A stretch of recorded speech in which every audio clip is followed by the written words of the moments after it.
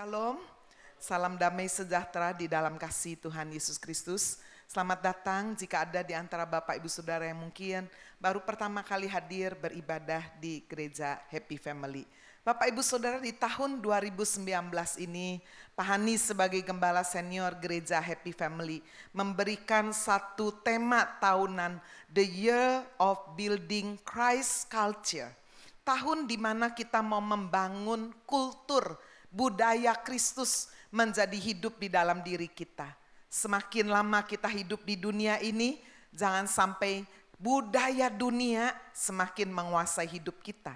Sehingga kita menjadi orang Kristen, nanti orang Kristen yang keduniawian, orang Kristen yang kedagingan. Tetapi walaupun kita masih hidup di dalam dunia, saudara, kita jangan izinkan keduniawian menguasai kehidupan kita. Itu sebabnya kita mau membangun kultur itu budaya Kristus. Menguasai cara berpikir kita, cara kita bertutur kata, bersikap, bagaimana mengambil keputusan. Nah, di bulan Januari ini ada subtema mengarahkan khotbah-khotbah hamba-hamba Tuhan di seluruh gereja Happy Family, baik yang di Surabaya, Jogja, Magelang, di Mojokerto, saudara, yaitu dengan satu subtema, Wisdom for Success.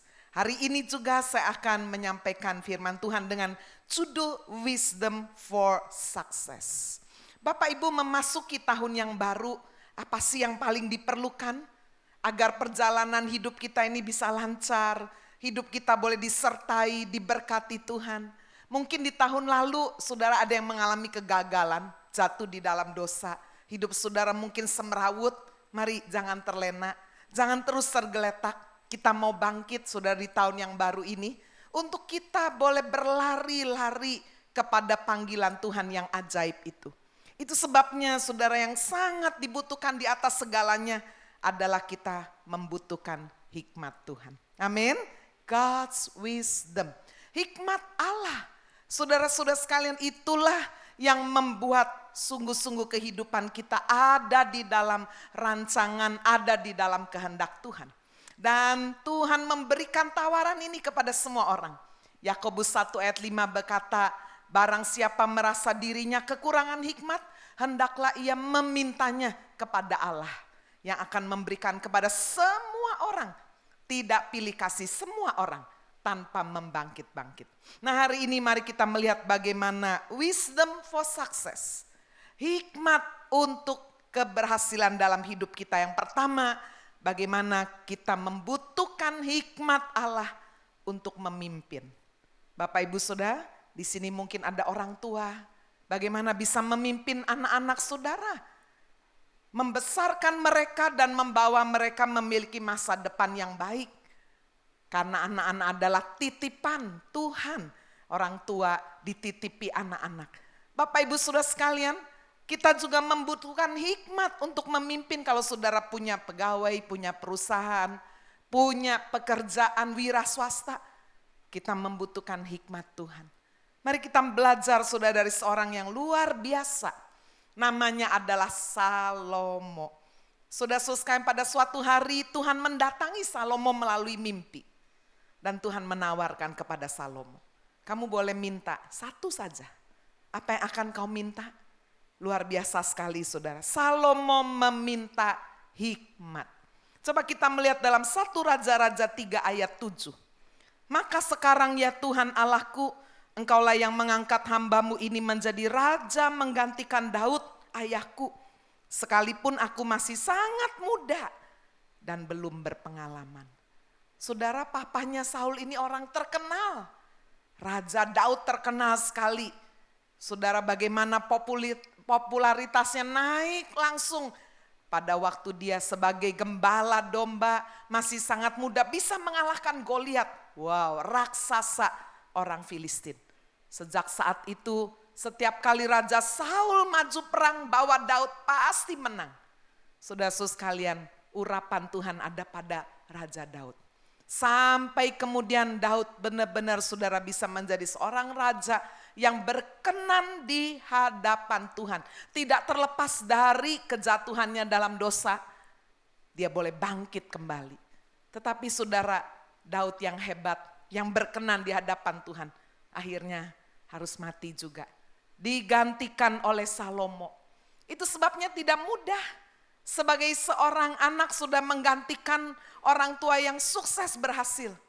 Di sini kalau ada saudara punya papa yang sangat berhasil, punya perusahaan, pekerjaan, pabrik, atau dia dokter, saudara juga sekolah dokter, dokter gigi atau arsitek atau apa aja. Atau hamba Tuhan, wah berhasil. Saudara sekolah Alkitab, waduh rasanya dibawa bayang-bayang orang tua yang sukses. Tidak mudah. Itu sebabnya Bapak Ibu kita belajar dari Salomo yang masih sangat muda, tidak berpengalaman. Dia minta hikmat. Saudara, seorang yang dipenuhi dengan hikmat Allah tidak tergantung usia loh. Kita sering mendengar orang berkata, wah dia tambah tua, tambah berhikmat ya, tambah bijaksana. Ya di satu sisi saya setuju. Ada banyak orang kalau sudah semakin tua, semakin bijaksana. Tapi enggak semua ya. Ada yang semakin tua, semakin keras, semakin bebal. Wah ya, semakin enggak mau mendengar nasihat ada. Itu sebabnya Bapak Ibu Saudara kita membutuhkan hikmat. Tidak tergantung usia dan pengalaman. Mengapa saudara Salomo minta ini? Dia merasa tidak mampu.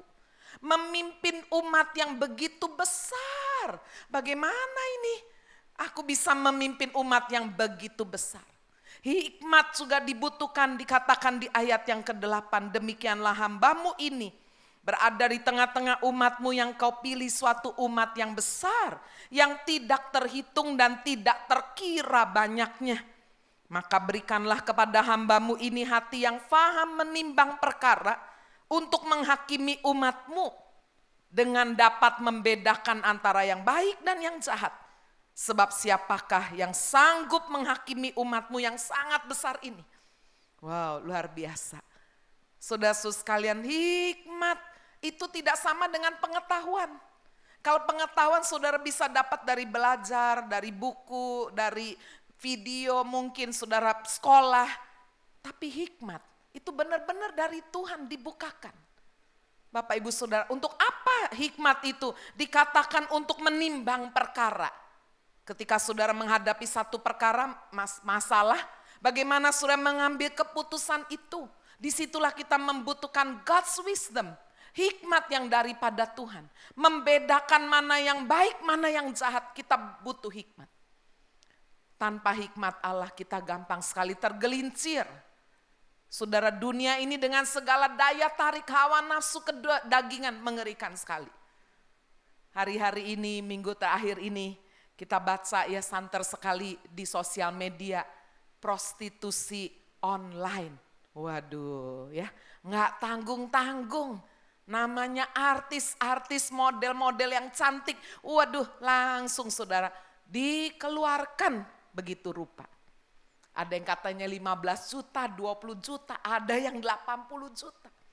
Wow, kenapa saudara? Mereka model, artis cantik pasti udah dapat penghasilan yang besar. Tapi itulah Bapak Ibu. Jika di dalam kehidupan manusia tidak ada satu pagar yang membentengi hidup kita takut akan Tuhan, maka dunia akan menguasai hidup kita. Kita selalu merasa kurang dan kurang terus. Itulah yang membuat saudara sampai orang-orang ini, itu yang ketahuan, yang belum ketahuan wah banyak lagi ya. Saudara-saudara sekalian, untuk mendapatkan uang yang begitu mudah. Tetapi dengan hikmat Allah, kita bisa membedakan, aduh ini gak bener ini, nama ini jadi rusak, hancurin. Tapi buat mereka, uang jauh lebih penting. Kenikmatan saudara duniawi mereka bisa beli-beli yang mereka inginkan dengan sangat mudah. Tapi hari ini Bapak Ibu, kita belajar dari Salomo. Hikmat untuk memimpin. Yang pertama adalah untuk memimpin diri kita sendiri nih. Jalan yang benar. Kalau saudara ada di jalan yang gak betul, jangan pernah menyalahkan siapa-siapa. Habis orang tua saya, papa saya, mama saya, habis pendeta saya, gampang sekali salahkan orang lain. Tapi tidak akan ada hasil apa-apa. Tapi ketika kita bangkit berdiri, kita berkata, Tuhan, aku bersandar kepada Tuhan, aku butuh hikmat Tuhan untuk memimpin hidupku sendiri di jalan yang benar. Amin. Ketika kita punya komitmen seperti ini, Tuhan akan angkat kita. Untuk kita juga dipakai untuk bisa memimpin orang-orang di sekeliling kita. Bapak Ibu, di ayat 10 1 Raja-Raja pasal 3. Ternyata permohonannya Raja Salomo ini sangat berkenan di hati Tuhan. Dikatakan di ayat 10, lalu adalah baik di mata Tuhan bahwa Salomo meminta hal demikian. Bapak Ibu, kalau dalam hidup saudara satu kali Tuhan datang sama saudara, menawarkan satu permohonan, saudara boleh minta satu aja. Kira-kira apa yang saudara minta? Oh Tuhan, saya mau keliling dunia.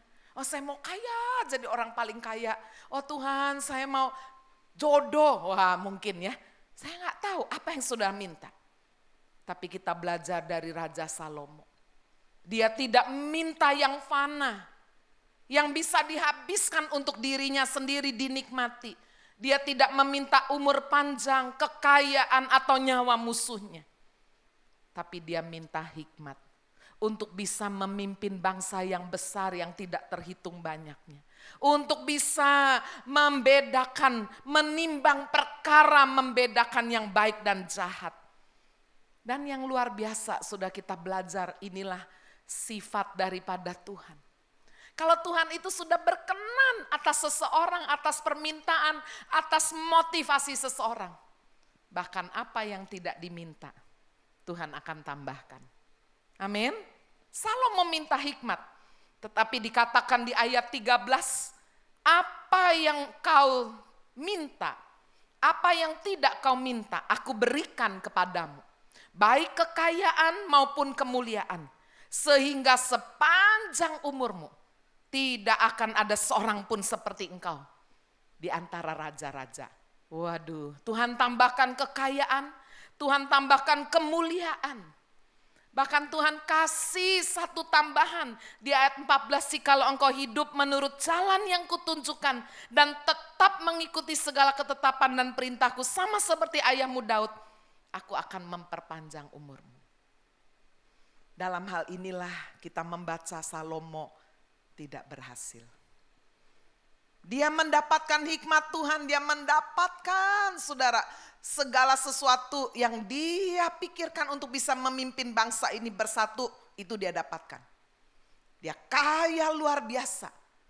Tetapi kita belajar, hikmat Tuhan bisa membawa orang ke puncak, berhasil, sukses. Apakah saudara pengusaha, pedagang, anak muda, apakah saudara seorang hamba Tuhan biasa, kalau dipenuhi hikmat Tuhan bisa ada di puncak. Tapi jika tidak disertai takut akan Tuhan, Tuhan berkata, jika engkau tetap mengikuti segala ketetapan dan perintahku, inilah hidup yang setia takut Tuhan. Salomo tidak melakukan itu. Di masa tuanya dia lebih menuruti saudara keinginan istri-istrinya yang banyak, menyembah dewa-dewi. Bapak-bapak hati-hati ya. Waktu masih muda, waduh dia memimpin jadi kepala rumah tangga. Waktu udah tua, yang mimpin itu istrinya. Pak, ini, Pak, itu Pak, ini. Iya, kamu gini, iya. Apalagi kalau sudah sakit, kena stroke, istri dah yang mimpin. Salomo sudah tua, sudah gak bisa memimpin lagi istrinya. Dia dipimpin oleh istrinya. Dia menyembah dewa-dewa istrinya yang banyak ini menjadi jerat dalam hidupnya. Itu sebabnya Bapak Ibu ingat baik-baik. Wisdom for success. Hikmat untuk memimpin supaya kita berhasil harus diimbangi dengan takut akan Tuhan. Itulah yang akan menjadi sepasang sayap yang membuat kita terus terbang tinggi di dalam perjalanan kerohanian kita. Amin, saudara. Hikmat Tuhan dan takut Tuhan. Saya terinspirasi dengan salah satu presiden Amerika Serikat yang tidak ganteng, saudara. Ya, namanya adalah Abraham Lincoln. Dia lahir dari satu keluarga yang miskin pada tahun 1809. Ayahnya adalah tukang kayu. Ibunya meninggal dunia pada waktu dia masih kecil. Jadi dia miskin sekali. Apakah dia putus asa menyalahkan orang tua? Keadaan tidak. Saudara sekalian, kemiskinan membuat papanya tidak bisa sekolahkan dia. Papanya mengajari dia membaca, menulis, dia belajar rajin sekali. Sampai saudara Abraham Lincoln bisa menjadi seorang pengacara. Sekolah hukum, menjadi pengacara. Tahun 1834. Berarti di usianya yang ke-25. Abraham Lincoln berhasil terpilih menjadi anggota DPRD untuk wilayah Illinois. Dia terpilih lagi sudah 4 tahun kemudian, tahun 38, tahun 40, tahun 42. Dia mendirikan satu biro hukum di mana dia menjadi seorang pengacara. Apakah perjalanan hidupnya mulus? Tidak. Pada tahun 1835, berarti saudara di usianya yang muda sekali, umur 26 tahun. Istrinya meninggal dunia. Satu pukulan yang hebat. Bapak-bapak, ada banyak suami kalau istrinya masih ada, istrinya enggak diperhatikan, enggak dicintai, dibentak-bentak terus. Nanti kalau istrinya udah mati, baru rasa, aduh. Nah itu ya. Saudara, 1835 istrinya Abraham Lincoln mati. Tahun 1836. Dia hampir-hampir masuk rumah sakit jiwa karena tekanan mental. Gak kuat. Depresi hebat sekali. Tetapi saudara Abraham Lincoln seorang yang sungguh luar biasa. Dia bangkit kembali saudara, dan tahun 1840 dia berusaha untuk masuk di dalam anggota Senat Amerika Serikat. 1840, umur 31. Apakah dia berhasil? Tidak, gagal. Sudah dia terus mencoba, gagal lagi, mencoba, gagal lagi.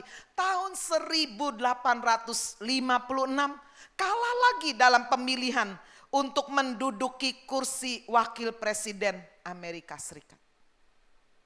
Barulah pada tahun 1860, berarti di usianya yang tidak muda loh saudara, 51 tahun.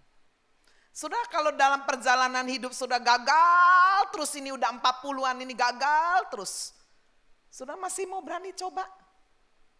Hari ini sudah kita terinspirasi oleh kisah hidup Abraham Lincoln. Dia terus mencoba, dan di usianya yang ke-51 dia berhasil menjadi presiden Amerika Serikat. Sudah melalui kepemimpinannya inilah bangsa Amerika berhutang luar biasa karena perbudakan terhadap kulit hitam dihapuskan. Banyak orang gak seneng. Saudara, orang kalau jalannya hidup lurus benar membawa kemajuan, apa semua seneng ya? Enggak ya. Termasuk di Indonesia ya. Kok heran orang begitu hebat, bagus. Loh kok masuk penjara, kok malah orang gak seneng. Udah biasa. Bukan cuma Indonesia, Amerika begitu. Saudara, Abraham Lincoln ini berusaha mempersatukan Amerika yang pada waktu itu banyak sekali perang saudara. Saya membaca saudara kisah hidupnya luar biasa. Setiap kali dia mengalami pergumulan yang hebat, dia masuk ke ruang belajarnya. Dia berdoa di situ. Dia membuka Alkitab, sumber hikmat. Salah satu kitab yang sering sekali dia baca menginspirasi adalah kitab Ayub. Di mana sudah Ayub alami penderitaan yang begitu hebat. Bangun lagi, bangkit lagi. Sampai kemudian Tuhan mengangkat dia, memberkati dia 2 kali lipat. Itulah yang menjadi sumber hikmat di dalam kehidupan Abraham Lincoln. Alkitab, firman Tuhan. Walaupun dia menjadi presiden tidak lama. Tahun 1865. Berarti saudara di usianya yang muda sekali, umur 56 tahun. Abraham Lincoln tewas ditembak oleh pembunuh bayaran dari Amerika Selatan yang marah karena dia melarang perbudakan kulit hitam. Bapak Ibu, ada harga yang mahal dibayar ketika seorang mau hidup lurus di dalam kebenaran. Tetapi kalau saudara pergi ke Amerika, saudara pergi ke New York, di situ ada patung besar. Seorang presiden sedang duduk. Siapa dia? Abraham Lincoln. Bapak Ibu Saudara-saudara sekalian, hikmat untuk memimpin sangat dibutuhkan pada masa-masa akhir ini. Kita perlu berdoa tiap hari untuk pemerintahan kita. Tanggal 17 April akan ada pemilu. Kita jangan cuek, kita harus berdoa. Supaya betul-betul pemimpin yang takut Tuhan, pemimpin yang mempersatukan bangsa negara Indonesia, membawa kemajuan. Bukan untuk kepentingan diri sendiri, inilah yang Tuhan boleh angkat menjadi pemimpin bangsa Indonesia. Itulah yang pertama, hikmat untuk memimpin. Sekarang kita lihat yang kedua, wisdom for success. Tuhan janjikan juga hikmat untuk kita diberkati. Diberkati dengan cara Tuhan. Saya sengaja memilih orang-orang saudara yang diberkati bukan karena upaya usaha dunia mereka, bukan. Kita melihat contoh yang pertama adalah seorang yang bernama Yakub. Bagaimana sudah dia tinggal bersama dengan mertuanya yang licik, pelit, terus menekan dia, peres dia. Yakub ini kerja apa aja berhasil, tapi dia gak kaya-kaya, yang kaya mertuanya terus. Zaman sekarang ada yang begitu juga ya. Orang tua punya anak yang pinter, orang tua anaknya kerja terus. Anaknya hidupnya ngepres. Papanya yang kaya, mertuanya yang kaya, ada begitu. Saya beberapa kali konseling terhadap keluarga-keluarga muda seperti itu, udah gak tahan. Aduh Bu, pingin keluar aja ini, kerja sendiri. Jangan, sabar. Ada memang orang tua mertua kayak Laban ini. Bagaimana tindakan kita? Seperti Yakub. Yakub minta hikmat. Amin. Saudara-saudara sekalian, Yakub mendapatkan mimpi di dalam Kejadian pasal 31 ayat yang ke-10. Kalau saudara membaca bagaimana mimpinya Yakub ini luar biasa. Ya, coba kita lihat Kejadian pasal 31 ayat 10. Pada suatu kali pada masa kambing domba itu suka berkelamin, maka aku bermimpi. Dan melihat bahwa jantan-jantan yang menjantani kambing domba itu bercoreng-coreng, berbintik-bintik dan berbelang-belang. Dan malaikat Allah berfirman kepadaku dalam mimpi itu, Yakub. Jawabku, iya Tuhan. Lalu ia berfirman, angkatlah mukamu dan lihatlah bahwa segala jantan yang menjantani kambing domba bercoreng-coreng, berbintik-bintik dan berbelang-belang. Sebab telah kulihat semua yang dilakukan oleh Laban itu kepadamu. Saudara, kalau kita mendapatkan hikmat Tuhan untuk diberkati dan berhasil, maka keberhasilan itu bukan teknik manusia. Di sini apa ada yang ahli peternakan? Coba tolong ceritakan sama saya. Apa bisa saudara? Ketika seekor kambing berwarna hitam, saya baru tahu juga ya, pikir-pikir benar. Saudara pernah lihat kambing warnanya putih? Jarang sekali ya. Hampir semua warna kambing hitam. Warna domba apa? Putih. Jarang. Mana ada domba putih? Domba hitam. Coreng-coreng ada, bintik-bintik ada.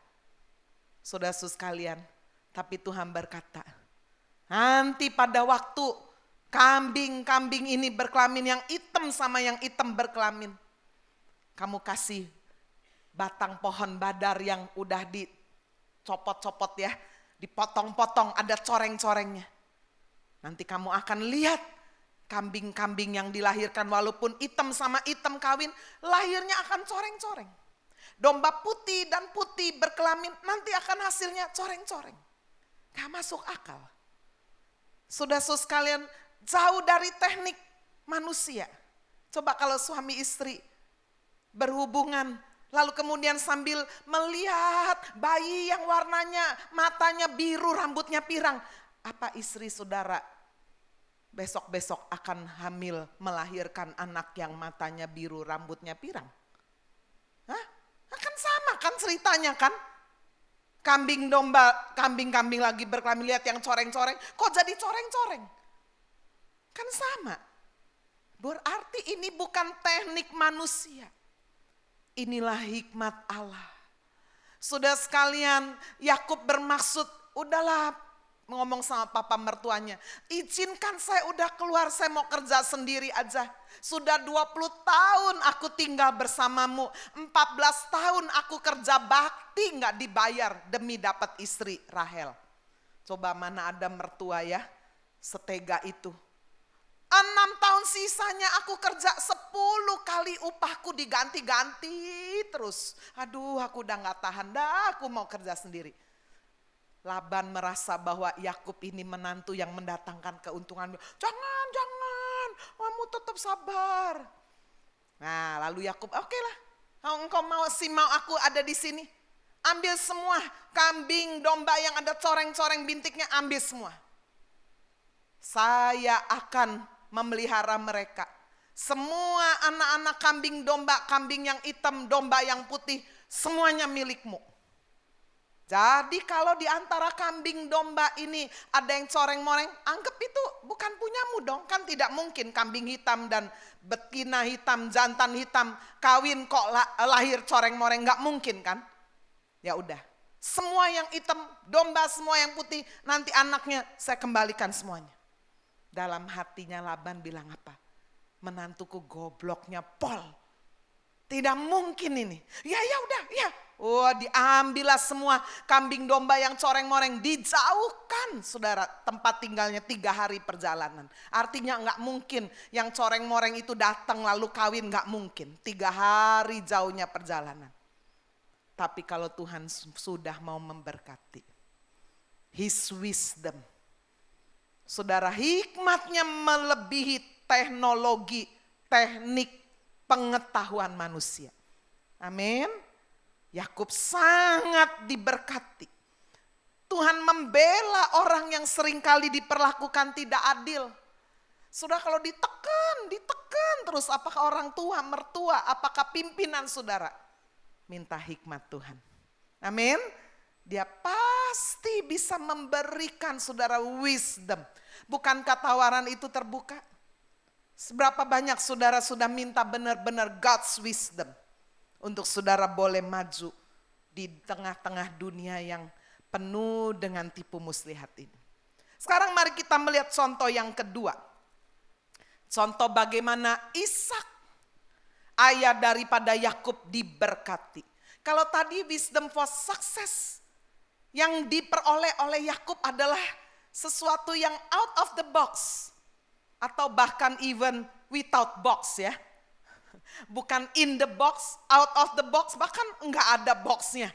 Aduh, enggak masuk akal nih. Tapi itulah Tuhan. Tapi saya ingin menunjukkan hikmat Allah juga bisa terjadi melalui ketaatan kita, obedience kita terhadap perintah Tuhan. Kalau tadi sudah apa yang dialami Yakub adalah sangat spektakuler. Ya, enggak bisa dijelaskan oleh ilmu pengetahuan. Tapi saya ingin tunjukkan apa yang dialami oleh Ishak. Wisdom for success yang dialami oleh Ishak adalah karena dia obey. Karena dia menaati perintah Tuhan. Coba kita membaca, melihat Kejadian pasal 26. Pada waktu itu dikatakan di ayat 1, ada kelaparan di negeri di mana Ishak tinggal di Gerar. Dia ingin membawa istrinya, saudara-saudara, anak-anaknya untuk pergi ke tempat yang lain. Tapi malam hari pastilah dia berdoa. Dan di dalam doa itulah di ayat 2 dikatakan Tuhan menampakkan diri kepadanya dan berfirman, "Don't go to Egypt." Jangan pergi ke Mesir. Tetaplah tinggal di Gerar. Lalu Tuhan berjanji, aku akan memberkati engkau di negeri ini sebagai orang asing. Aku akan sertai engkau. Aku memberkati engkau kepadamu, kepada keturunanmu. Waduh, Tuhan berjanji. Bapak Ibu Saudara, sekarang pilihan ada pada kita. Realita, kelaparan, atau perintah Tuhan untuk obey, stay. Yang mana ini? Saudara, Ishak memilih stay. Kalau saudara membaca di ayat 6 dikatakan tinggallah Ishak di Gerar. Dia tinggal di situ. Dia percaya akan janji firman Tuhan. Tuhan memberkati Ishak. Di dalam Kejadian 26 ayat yang ke-12. Kita melihat saudara bagaimana saat Ishak berada di bawah. Lapar, kering, gak ada hasil. Saudara pekerja, aduh bu gak ada hasil, toko sepi. Kalau saudara kerja di bidang jasa, gak ada yang beli, gak ada yang datang. Itu ya kira-kira ya. Apakah saudara tetap setia? Ketika saudara berada di bawah, apakah tetap setia? Saat di bawah, Ishak tetap setia. Coba kita membaca ayat 12. Maka menaburlah Ishak di tanah itu. Dan dalam tahun itu juga ia mendapat hasil 100 kali lipat.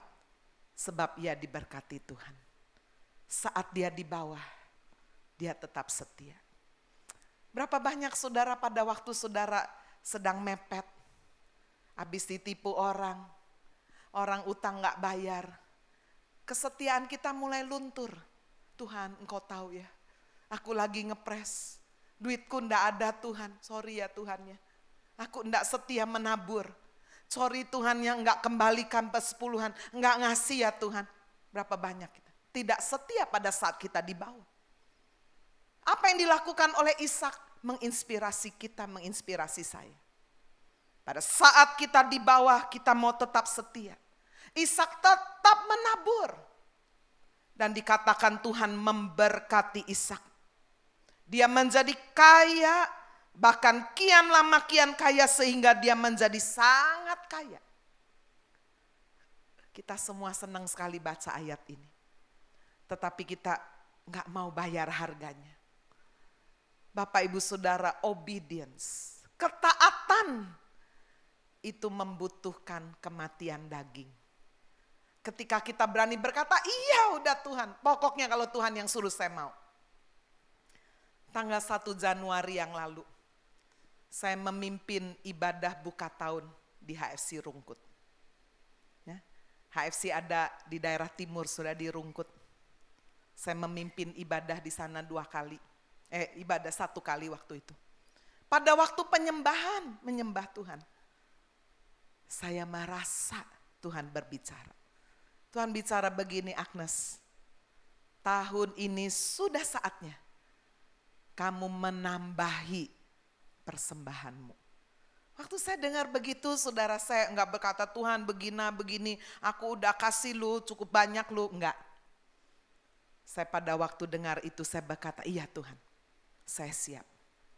Bapak Ibu kalau saya boleh sharing, sejak saya remaja, saya melayani Tuhan mengerti firman. Saya mengembalikan persepuluhan dengan setia. Saya gerejanya GKI. Tapi karena saya lihat di firman ada, saya kembalikan persepuluhan. Dari sejak saya remaja. Saya mengajar sekolah minggu dari umur 14 tahun, setia. Lalu kemudian saudara setelah saya mulai melayani tahun 2003 menggembala, ya sebelumnya jadi penginjil. Tahun 2003 saya menemani Pak Hani sebagai gembala. Tuhan bicara sama saya. Di gereja itu macam-macam, ada orang yang miskin, sakit dan sebagainya. Masa saya diam aja? Lalu saya mengambil satu tindakan. Saya menambahi persembahan saya dari 10% persepuluhan sih saya pastikan udah dari remaja. Saya menambahi menjadi 20%. Yang 10% saya sebut benih. Nanti kalau ada yang sakit saya ambil dari ini. Ada yang mau saya tolong untuk sekolah, orang gak mampu dan sebagainya. Saya ambil dari benih. Itu saudara berlangsung dari tahun 2003. Sampai kurang lebih saudara 2009.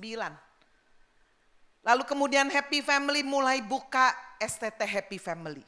Wah, saudara sekolah Alkitab di mana-mana itu hampir gak ada yang untung, gak ada. Nombok iya. Dan Pak Hani menunjuk saya sebagai bendahara. Nes, kamu yang pegang uangnya ya. Iya kalau ada uangnya.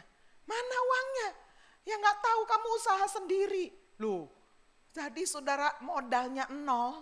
tapi saya suruh melunasi operasional STT Happy Family. Dari mana Ham? Berdoa. Aduh, enak ya. Iya udah. Dari situlah saudara, saya mulai ya berdoa kepada Tuhan. Tuhan kirimlah donatur gitu kan. Untuk bisa mencukupkan semua dana-dana ini. Tapi waktu saya doa begitu, jelas sekali loh Tuhan ngomong begini. Donaturnya yang pertama kamu. Oh saya. Oh iya Tuhan. Itulah pertama kali saya menambahi 10% lagi. Persembahan saya menjadi 30%. 10% tetap persepuluhan, 10% tetap benih, 10% saya kasih untuk STT Happy Family. Saya menabur. Saudara, saya berdiri ya di atas ya. Sejak saat itu sampai hari ini udah jalan nih. STT Happy Family tidak pernah ambil loh uang dari kas gereja. Selalu cukup, nggak tahu ada aja orang yang sumbang. Saya jual apa-apa punya gereja, corner Happy Family. Semua keuntungan, semua sepeser pun gak saya ambil. Semua saya masukkan saudara untuk STT Happy Family. Luar biasa, berlimpah-limpah. Sampai pernah begitu berlimpah, saya bilang sama Bapak. Udah itu lantai 1 di Embong Sawo. Renovasi aja kasih bikin bagus. Duitnya ada ini, ada kelebihan ini. Jadi saudara kalau ke Embong Sawo lihat lantai 1-nya bagus. Itu pakai duit dagangan itu macam-macam itu sudah. Kelebihan itu dipakai. Ya, Pak Sony yang bangun itu, saya yang bayar itu. Bapak Ibu, ketika kita obey, Tuhan akan menyiapkan berkat yang tidak pernah kita duga. Amin. Cuma untuk taat itu loh, daging ini mesti mati. Jadi 1 Januari kemarin setelah udah 6 tahun berlalu saya setia pasti mengembalikan 30%, udah ada lubang-lubangnya sendiri. Tuhan bilang sudah saatnya kamu tambahi lagi. Saya bilang siap Tuhan. Jadi kemarin malam saya ngomong sama Bapak Han, mulai Januari ini saya mau kasih lagi tambah 10% jadi 40%. Apa jawab Bapak? Ya karepmu, duit-duitmu. Oke, dia mendukung saya. 10% ini saya akan masukkan semuanya sudah. Untuk membangun gedung Happy Family School. Besok sudah jam 9 pagi kita akan berdoa. Gedung Happy Family School SMP akan naik kuda-kuda di lantai 9. Membutuhkan banyak sekali dana. Tapi saya percaya kesetiaan Tuhan tidak pernah berubah. Amin. Tuhan berikan hikmat yang kita responi dengan apa? Dengan obey. Dengan taat. Tetap percaya saudara. Dan inilah yang terjadi dialami oleh Ishak. Ketika dia di bawah, dia tetap setia menabur. Ketika dia di atas, nah sekarang dia udah kaya, orang cemburu iri hati. Saudara kalau sukses nggak tentu semua orang seneng loh, happy loh. Waduh kamu sukses ya, rumahnya baru, mobilnya baru. Waduh kamu bisa liburan, waduh ikut seneng. Jarang. Dalam hati apa? Sombong, mungkin gitu ya. Saudara Ishak pada waktu diberkati, firman Tuhan berkata apa? Orang-orang Filistin menjadi cemburu. Dan dia diusir, keluar dari Gerar. Tapi apakah Ishak marah? Tidak. Itu sebabnya saya tulis poin. Saat di atas, jangan marah. Amin. Biasanya orang paling gampang emosian itu waktu di atas ya. Waktu banyak duit, gampang sekali marah. Tapi tadi saya baru lihat saudara di YouTube. Seorang yang ditilang, dimarahi. Polisinya marah, dimarahi. Bukan polisinya yang marah. Ini sudah perempuan. Ya, pakai marah, dicubit, dikeruak, dipukul polisinya. Duh, rodo-rodo ini ya. Udah salah, masih lagi. Saudara kita belajar dari Ishak saat dia di atas sukses. Dia diusir, tidak marah. Hidupnya tidak sesuai ekspektasi. Kok saya diusir sih? Dia pindah ke lembah Gerar yang tidak ada air. Rumahnya direbut, gak apa-apa. Apa yang dia lakukan saudara? Dia tetap percaya mujizat. Coba saudara baca itu seluruh Kejadian 26, luar biasa. Di ayat 18 apa yang dilakukan oleh Ishak? Rumah udah gak ada, semua yang di Gerar direbut semua. Dia tinggal di lembah di luar kota Gerar yang kering. Dia menggali sumur. Di zaman Abraham papanya menggali sumur. Tapi begitu papanya mati, sumurnya gak keluar air. Ishak menggali sumur itu. Dengan percaya. Dan terjadilah sudah sumur yang digali keluarkan air. Waktu orang-orang Filistin itu mendengar, sumur yang digali oleh Ishak ini keluar air, pada datang semua dan bilang, ini sumurku, ini namanya masih Gerar ini. Kamu ngungsi.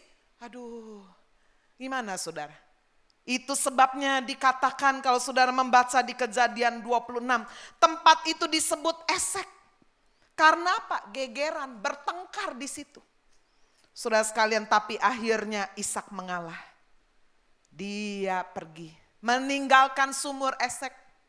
Dia gali lagi sumur yang lain, keluar lagi air. Datang lagi orang Gerar, rebut lagi, bertengkar lagi. Itu sebabnya disebut sumur yang kedua adalah sumur Sitna, strife artinya. Ishak nyingkir lagi, menggali lagi sumur yang ketiga. Heran, waktu menggali sumur yang ketiga, orang Gerar tidak datang lagi. Kenapa? Kapok. Kenapa saudara? Sebab begitu orang Gerar merebut sumur Esek dan sumur Sitna, sumurnya gak keluar air lagi. Heran ya. Waktu Ishak menggali, airnya keluar. Tapi begitu Ishaknya pergi, digali lagi. Loh, sumurnya kering lagi. Berarti ini yang hebat bukan sumurnya, bukan posisinya, bukan tempatnya. Tetapi saudara, hokinya, laknya, berkatnya ada di siapa? Ada di orangnya. Amin. Penting sekali loh. Itu sebabnya tidak salah firman Tuhan bilang berkata, berkat itu ada di mana saudara? Di atas kepala orang benar. Semua punya kepala kan? Tapi kepala saudara benar apa enggak? Nah itu masalahnya. Kalau kepalamu enggak benar, gali sumur kering. Loh, orang itu gali sumur yang sama kok bisa ada airnya? Kepalanya benar apa enggak? Kepala orang benar akan diberkati Tuhan. Amin. Inilah yang terjadi dialami Ishak sehingga dikatakan sumur yang ketiga disebut Rehobot, Tuhan memberi kelonggaran. Bapak Ibu saudara, indah sekali. Dari Ishak kita belajar menghadapi konflik dengan sabar. Dia mengampuni dan tetap berbuat baik. Pada waktu Raja Abimelech, Raja Filistin datang bersama penasehatnya, bersama kepala pasukannya. Ishak berkata, bukankah kamu sudah mengusir aku? Aduh, datang mau apa lagi nih? Enggak. Saudara sekalian, Raja Abimelech berkata, sekarang aku tahu, itu sudah baca tuh di ayat 28. Tuhan itu menyertai kamu, sehingga apa saja yang kamu lakukan itu diberkati. Wow, inilah hidup memuliakan Tuhan. Mulut kita gak usah ngomong orang lain tuh ngomong, waduh dia bikin apa aja jadi ya, ada penyertaan Tuhan. Ini Raja Abimelech bicara itu. Sampai mengikat sumpah perjanjian, bikin MOU. Udah gak gegeran lagi, aduh aku pun takut ribut sama kamu orang yang diurap ini ya. Udah gak gegeran. Bikin MOU, agreement. Sebelum mereka pulang, Ishak memberkati mereka. Hidupnya menjadi berkat. Orang-orang pasukan ini dikasih makan semuanya. Wow. Saudara lebih senang ditraktir atau mentraktir? Nah itu masalahnya. Kalau saudara dari tahun menahun senangnya itu ditraktir terus. Itu sebabnya saudara gak bisa merasakan apa yang dikatakan firman Tuhan, terlebih berkat memberi daripada menerima. Habis saya kurang sih, ya kamu kurang karena kamu kurang memberi. Jika kamu berani memberi, berani menabur, kamu akan menuai lebih lagi. Inilah yang dialami oleh Ishak. Hidupnya menjadi berkat, dipindah sampai udah di Gerar, lembah Gerar sampai ke Beersheba, itu tempat kering sekali tuh. Saya ingin tunjukkan ayat yang paling terakhir. Wisdom for success. ketika kita obey terhadap perintah Tuhan. Tuhan siapkan unexpected blessings. Amin. Berkat yang tidak pernah saudara duga. Coba kita baca. Ayat 32. Pada hari itu datanglah hamba-hamba Ishak memberitahukan kepadanya tentang sumur yang telah digali mereka. Serta berkata kepadanya, kami telah mendapat air. Sumur apa? Saudara lihat di ayat 23, dari situ ia pergi ke Beersheba. Tempat yang kering, nggak ada air.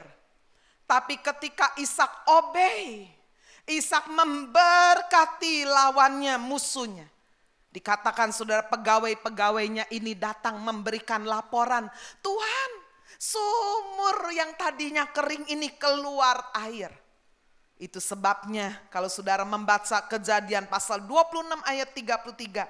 Dinamainyalah sumur itu Sheba. Sebab itu nama kota itu adalah Beersheba. Sumur sumpah sampai sekarang. Ishak melihat unexpected blessings terjadi dalam hidupnya. Bapak Ibu, wisdom for success. Tuhan tawarkan bagi kita semua. Orang-orang yang percaya. Hikmat untuk memimpin, hikmat untuk diberkati. Amin. Tuhan Yesus memberkati kita semua. Haleluya.